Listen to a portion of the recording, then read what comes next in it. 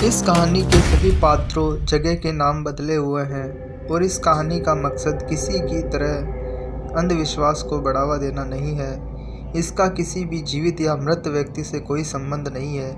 ये चुड़ैल का प्यार एक गांव दीवानपुर की है। गांव के त्रिभुवन काका के पास बहुत सारी गायें थी। वो उनका दूध बाजार में बेचते और उसी से उनकी रोजी रोटी चलती थी।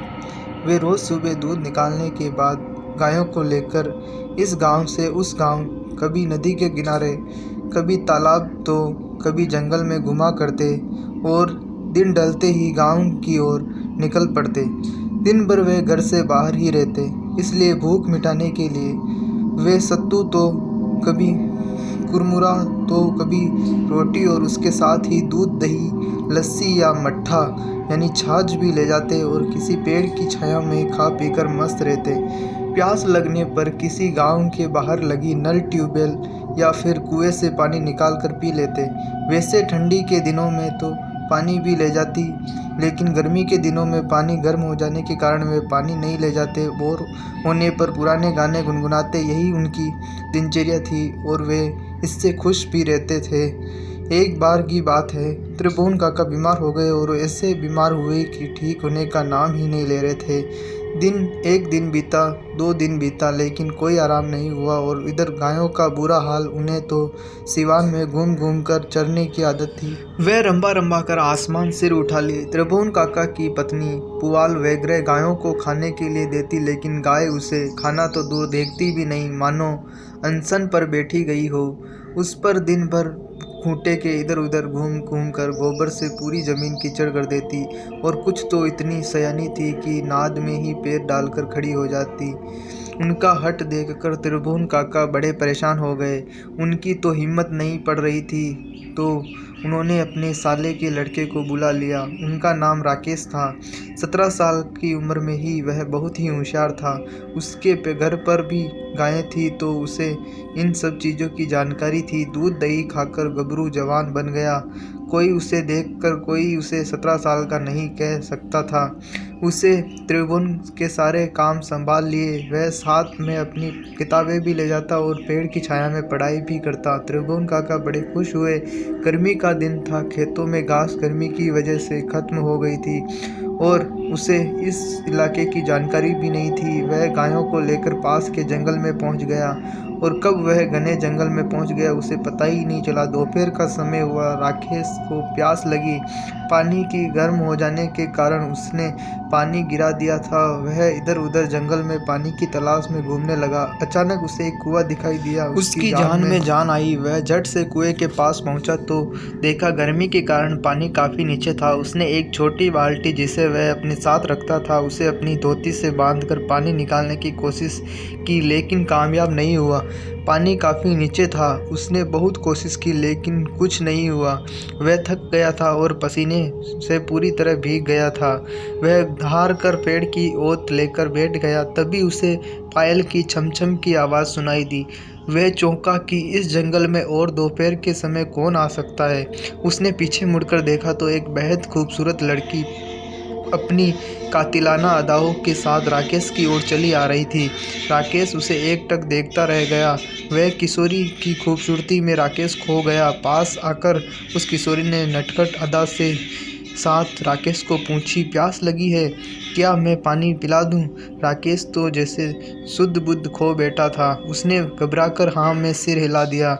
किशोरी आगे बढ़ी और कुएं की जगत पर पहुंचकर अपने दोनों हाथों की अंजुली बनाई और कुएं में झुक गई। राकेश जैसे सम्मोहित हो गया था। उसे कुछ दिखाई नहीं दिया। किशोरी ने पानी निकाला और राकेश की तरफ बढ़ी। राकेश बिना कुछ बोले अपने हाथों से अंजुली बनाकर अपने मुंह से सटा दिया। किशोरी ने अपने अंजुली का जल राकेश के अंजुली में उड़ेल दिया। राकेश ने उस अमृत रूपी जल को पीना शुरू कर दिया। वह अलग अलग अलग बात थी कि उसके अंजलि का आधा पानी जमीन पर गिर रहा था, क्योंकि अभी भी वह उस किशोरी के चेहरे की खूबसूरती को एकटक पिए जा रहा था। ना तो किशोरी के हाथ से जल खत्म हो रहा था, ना राकेश की प्यास बुझ रही थी। ऐसा प्रतीत हो रहा था जैसे सदियों की प्यास तृप्त हो रही हो। यह सिलसिला आधे घंटे तक चला। तभी किशोरी ने ध्यान दिया कि राकेश पानी कम पी रहा है और उसके चेहरे का रस पान अधिक कर रहा था, तो वह असहज होते हुए बोली, और पिलाऊं कि बस?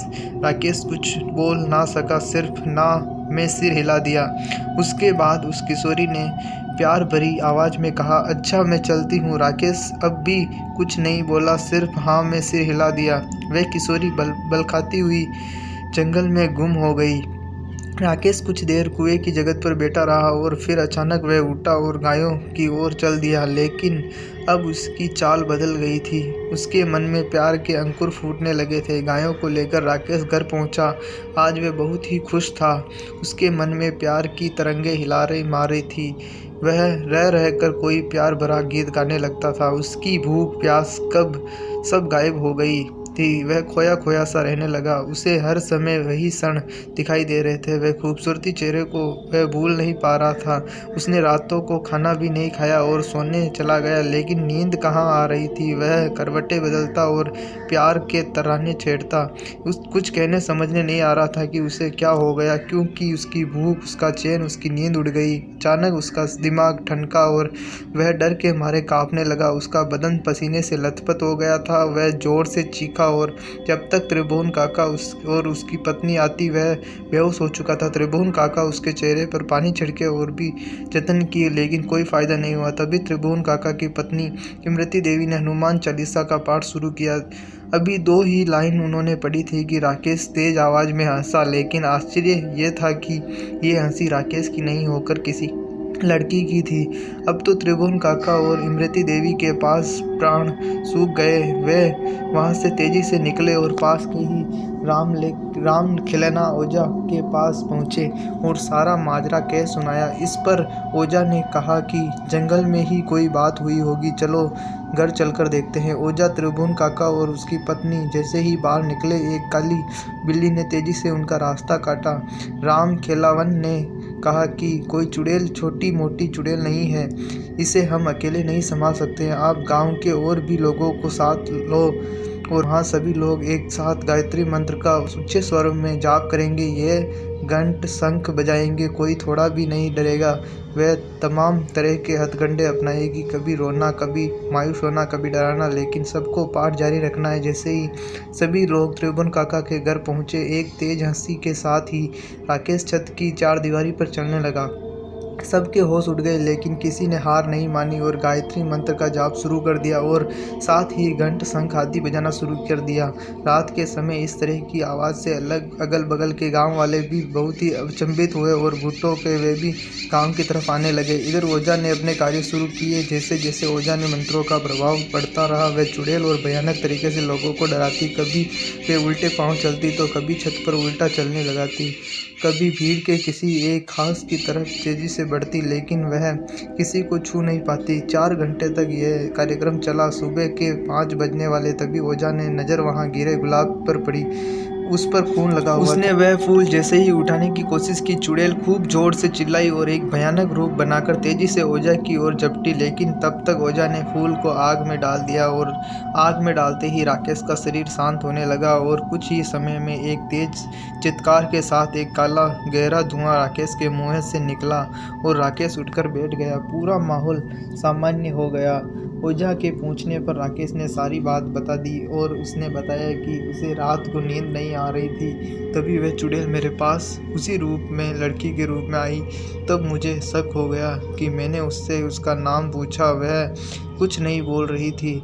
उसने इस गुलाब के फूल के कांटे को मेरे उंगली में चुभा दिया और जैसे ही इसमें खून लगा, वह अपने असली रूप में आ गई। इस घटना के बाद राकेश के साथ ही त्रिभुवन काका भी उस जंगल की तरफ जाना छोड़ दिए। लोग इस चुड़ैल का प्यार से काफ़ी प्रभावित हतप्रभ थे। कई दिनों तक ये बात लोगों के बीच केंद्र बिंदु बनी रही।